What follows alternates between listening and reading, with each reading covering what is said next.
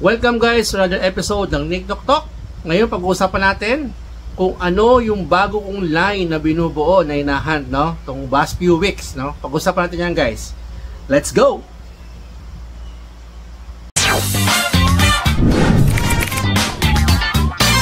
Nick Knock Talk. Woo! And so, yun na nga, no? Based sa intro natin, no? Nakita nyo naman na kung ano yung ating pagpasok ng intro, no? Alam nyo na kung ano yung binubuo natin. Pero bago natin simulan nyo, no?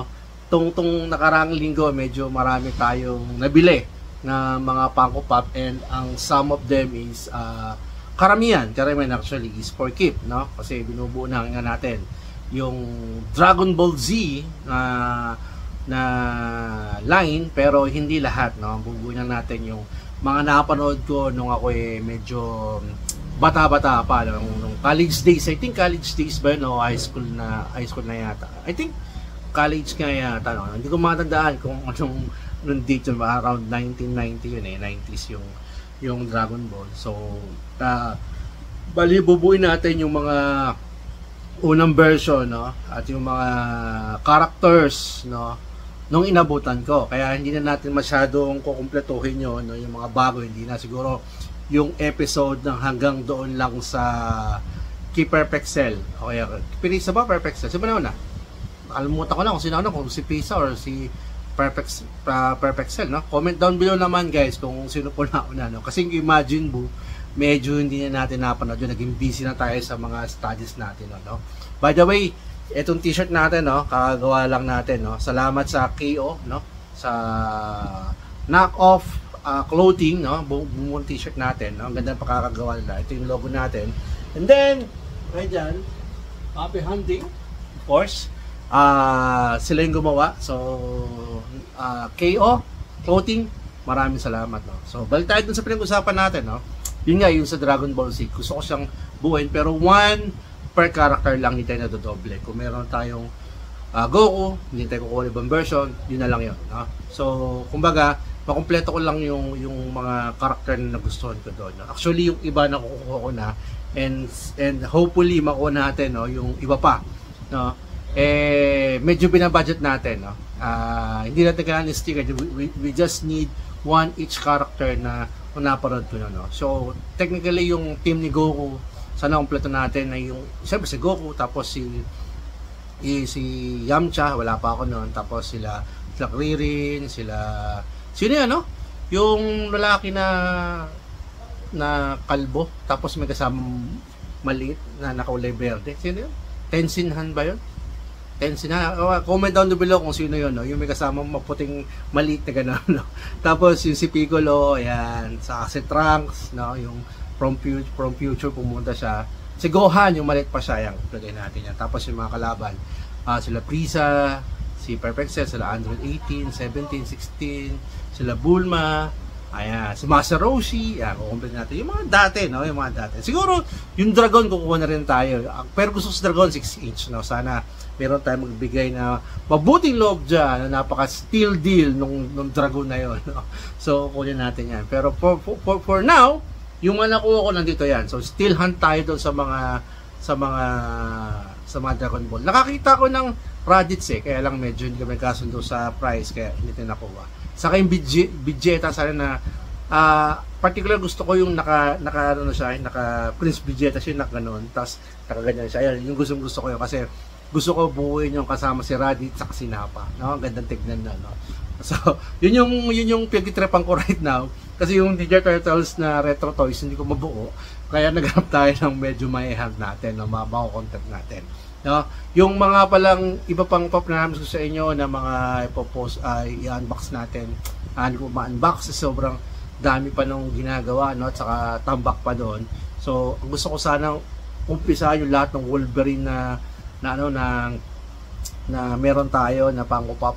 Gusto ko sana i-unbox lahat, pero baka after this video, pagsipag tayo, gawin natin yan, no? So start tayo sa mga nakuha natin. By the way, lahat ng nakuha natin ngayon, no, tinotal ko na, ang naging gas natin dito is 4,300. So tingnan natin yung value kung makukuha natin pabalik, no? Doon sa nakuha natin, kung sulit ba or Hindi, yung atin nakuha kasi alam niyo naman, for keeps yung iba, kaya tago natin. Konti lang for sale natin. No? So, start tayo. Meron ako ditong tatlo na hindi Dragon Ball Z. Pero itong episode to, parang nga ng Dragon Ball Z Hunt. No? So, yung nakuha ngayon natin dito, undahan ko muna doon sa hindi Dragon Ball Z. No? Okay, ito yung una. First time ko nakakuha nito. So, nakita ko doon sa seller. Natawa ako kasi marami nakikitang ganito pero hindi yung version na to. So ano ba to? So puro to, no? Ito yung Star Wars na per series na big fonts, no? Ano yung big fonts? Dati akala ko yung sa Star Wars o dito yung pala yung nakasulat dito na vinyl bobblehead. Ito big fonts yan. So, okay. Yan yung big fonts. Okay. So lumalabas, ito yung unang edition, no? So medyo mas mahal to doon sa mga second release natin yung first release, no?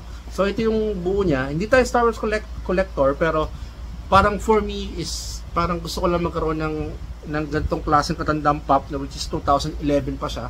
Tagal na, oh. 2011, no? And na natin to nadigan na natin, nasabi natin yung kaibigan ng Star Wars collector si Joseph Sugapong, and I think kukunin niya na to, no? So ganda yung box except for this one, no? Ayoko alisin kasi meron parang yung glue niya sobrang katandaan, medyo na gano'n na nag-worn out na, no? Ayoko tatang sa protector kasi baka mas ma-damage pa, pero other than that, napaka-clean nung ibang part ng box na to, no? So mamaya silip natin yung PPG price o yung market value ngayon nito sa HabiDB, no, kung magkano. Pero yung lahat ng total natin, nakuha natin ng itong papakat sa pop na to is 4,300 pesos. No? Tapos convert natin kung magkano. So ito yon. So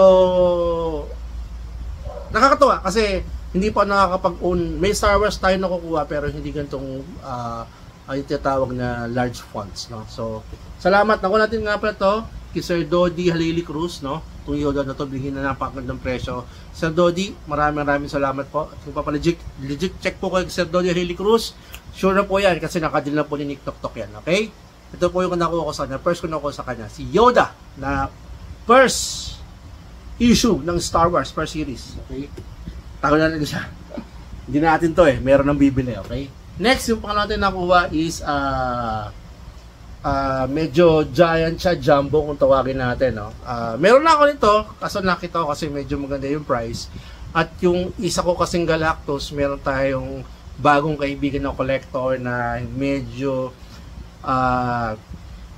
tawag dito, hiniritan yung Fantastic Four natin at kasama to sa kukunin, kaya kumuha tayo ng doble. Ano ba yon? Siyempre, yung favorite natin. Then, si Galactus 6-inch. 10-inch po pala. So, ito yung nakuha natin, no? So, nakuha natin to kay Sir Daniel San Diego, no? Itong Galactus na to. Tinakuha sa kanya. Yung atin kasi, pukunin ng Sir Owel, kaya lang yung sa atin kasi, namili kasi siya kung ano mas magandang box. Mas malinis yung box natin doon, kaya baka yung atin yung ibigay natin sa kanya. So, ito, kikip natin ito. Okay? So, ito yung isa nakuha natin. So, safe na tayo, at least. Mawala man yung Galactus kasi madaling kunin yung Fantastic Four na mga 4-inch. Ang mahirap kunin ngayon is yung to. Actually, mahal to sa iba, no? Na-check po lang natin na medyo maayos yung price. Ang good deal binigyan ni Sir Daniel, kaya ating kinuha to. At papalis na yung isa natin, kaya good thing na kung natin to meron nag-offer. Tapos, plano ko pa rin buuin to, yung Fantastic Four. Pero baka yung gagawin ko na lang, ang bubuin natin is lahat ng stickered na lang, no? So, yung ibang walang stickered, kunin pa rin natin, pero mainly baka yung sticker kasi mayroon sticker din ng Ting, yung disguise Ting, no? Siya yung nakadamit, tapos ito Human Torch, yung sa may MCC.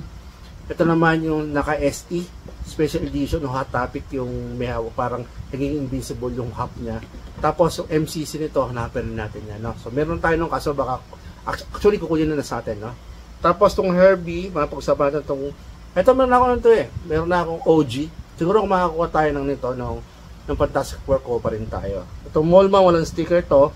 And then Dr. Doom, meron yung kakulay puti siya, bakit nang kunin natin.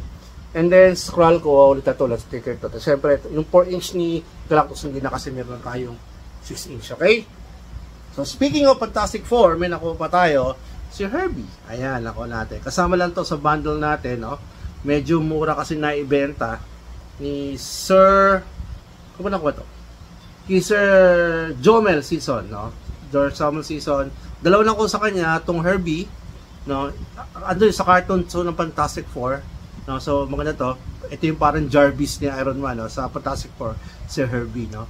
So ito, maganda yung box niya, good na goods pa rin. So I think yung unang set ko ng Fantastic Four walang Herbie, pero bubuhay natin itong Fantastic Four na may Herbie na hanggat mura pa sila kasi ba magmahal, okay?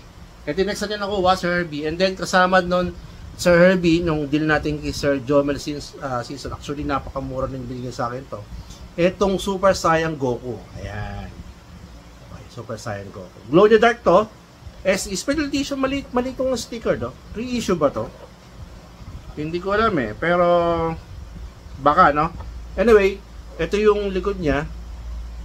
Nakuha din ng mura sa kanya to. So number 14 to, medyo earlier version to, pero hindi ko sure kung ano to eh, kung yung mga tandit. Yun, 2019 January 2019 to na nagawa. Okay? Ito yung Super Saiyan Goku. I think ito yung unang-unang Super Saiyan Goku nilabas sila. Ito yung hinahanap ko. Ayan, hinahanap ko yan. Gusto ko yan. Tapos tong Perfect Cell na to. Saka yung, meron akong Frieza, napakita ko sa inyo yung Mech Frieza, pero mas gusto ko tong Final Form.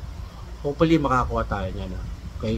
Ito na ko natin kay Sir ulit, Jomel Season. Kaya kung papalegit check po kay Sir Jomel Season, itinong na sa kanya. Legit po yan. Kasi nakadil na po ni Nick Noktok yan. Okay? Ito yung nakuha sa kanya. Next natin nakuha is itong tatlo. Actually, tatlong Dragon Ball. No? Natuwa ako kasi ang ganda nung ang ganda nung deal din sa atin ni Sir YU tas RJ, no? Nagulat ako, may common friend kami, no? Shoutout nga pala kay Michael Ongkeko, yung ating kasama sa Magic Cards, and si Sir RJU pala is player din na Magic, no? So binis natin to, nakita ko yung tatlong kailangan ko kagad, kaya ang bilis natin kinuha kagad natin. Ang ganda ng deal. So ito yung set na to, okay? Si Master Roshi yung una, okay? Master Roshi, maganda yung box niya except for this one, medyo baon siya. Pero it's okay, kasi pag kumpleto naman natin yung Dragon Ball na kumpleto natin, i-unbox naman dito kasi hindi natin bibenta to, no? So ito yung set niya. Ang kailangan ko rito, syempre yung Bulma.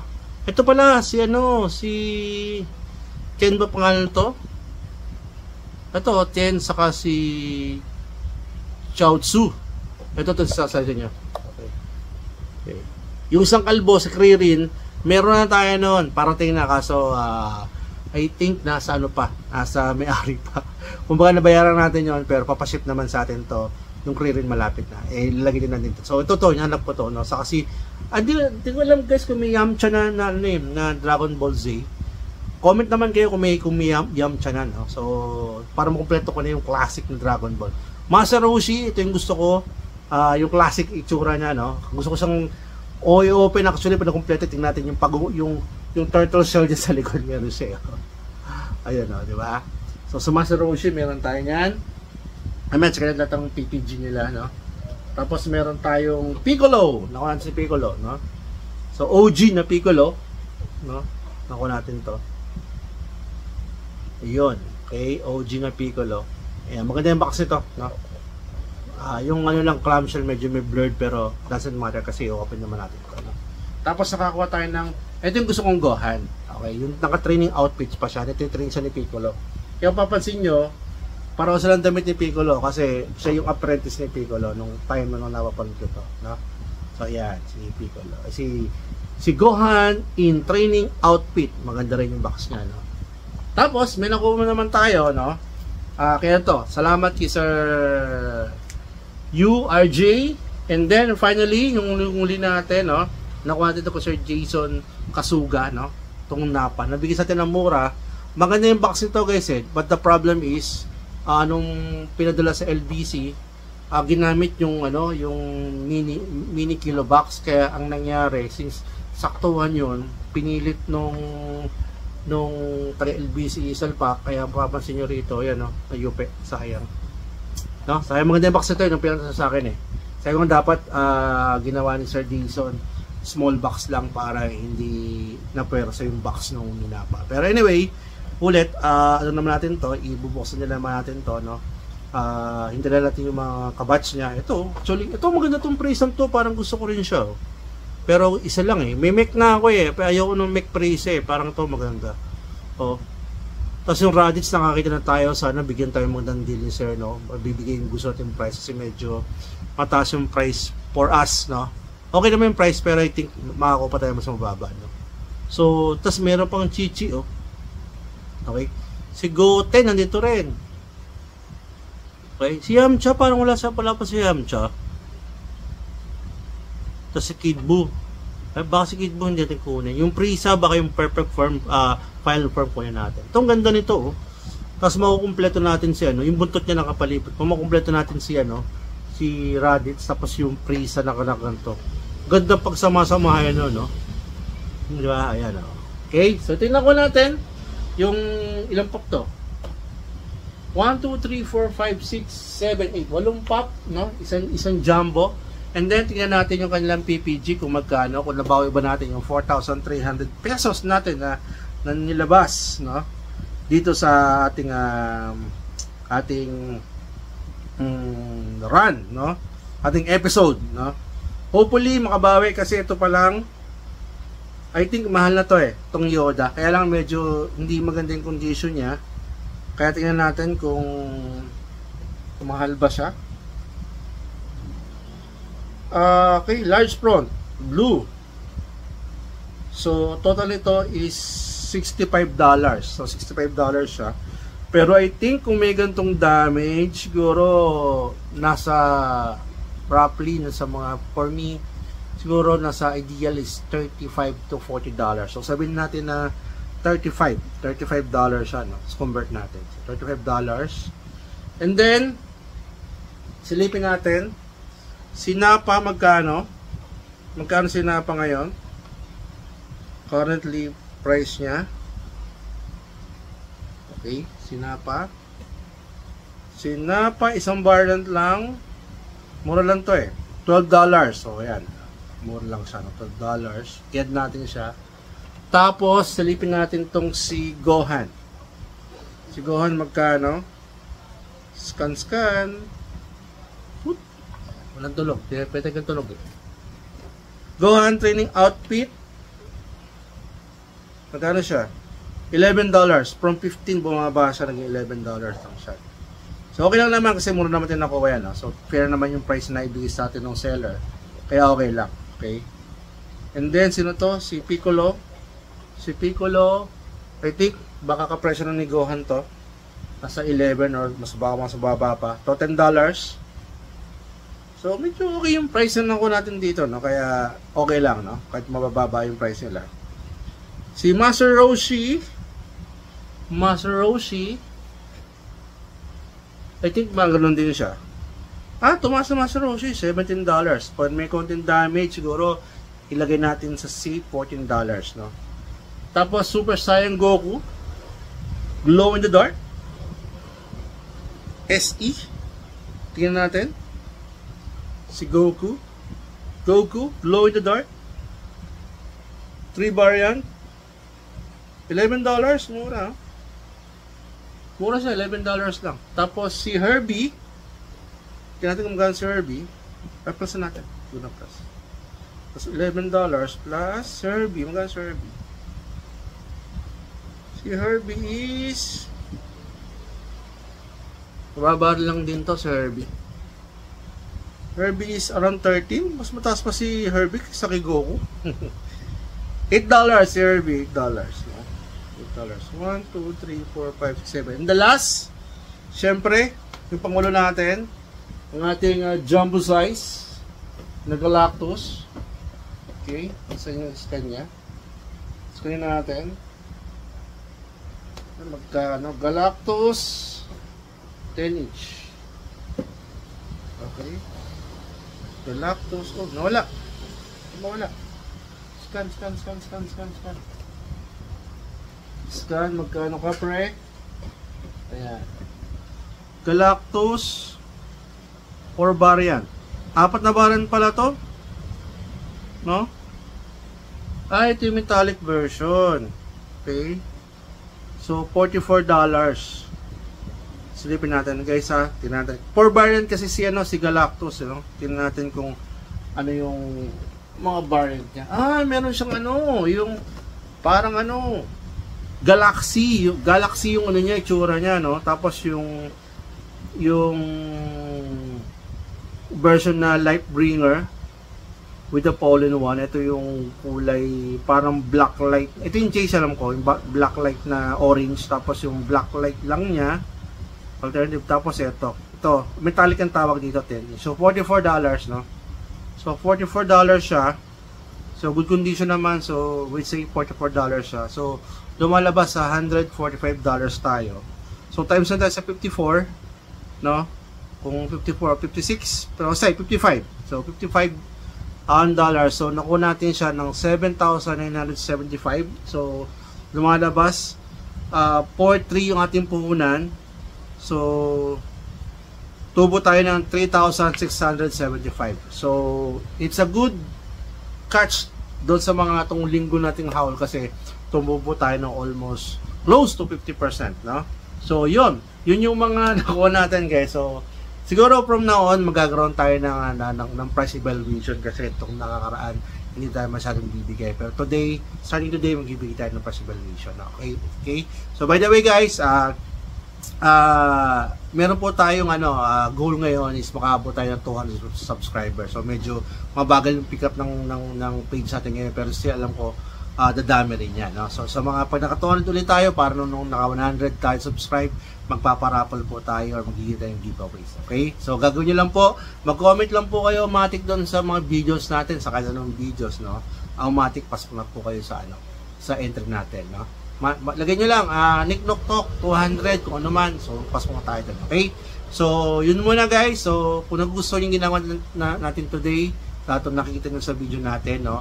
Give me some love naman, i-like, kung kaya nyo i-share, paki-share at click nyo po yung subscribe button para makatulong po tayo sa channel natin. Okay? For now guys, yun muna. Maraming salamat. Keep it safe and always pag nag-hunt kayo, dapat masayawan. Kaya happy hunting to all. Bye guys!